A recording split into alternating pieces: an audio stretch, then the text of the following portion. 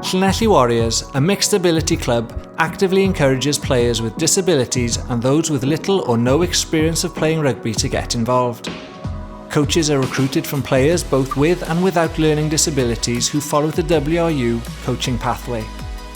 In June, Llanelli Warriors competed in the 3rd International Mixed Ability Rugby Tournament, where they topped their pool with 3 out of 3 wins, narrowly losing in the quarter-finals. The team were commended for their exciting play and expansive style.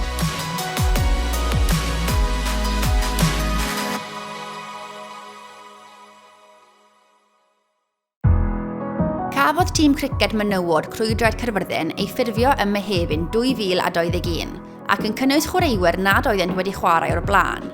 Erbyn hyn, mae'r tîm yn rhan annatod o'r clwb ac mae sawl chwaraewyr bellach yn rhan o'r tîm hyfforddi yn yr adran iau. Mae'r tîm wedi bod yn rhan o'r gynghreiriau criced menywod cyntaf ledled Sir Gaerfyrddin. Enillon nhw bob un o'i 10 gêm yn y gyngor ar dan do. Yn dilyn y llwyddiant yma, fe enillon nhw gyngor ar pêl feddal awr agored yr haf, gan ennill 7 allan o'i 8 gêm i ddod â blwyddyn wych i ben.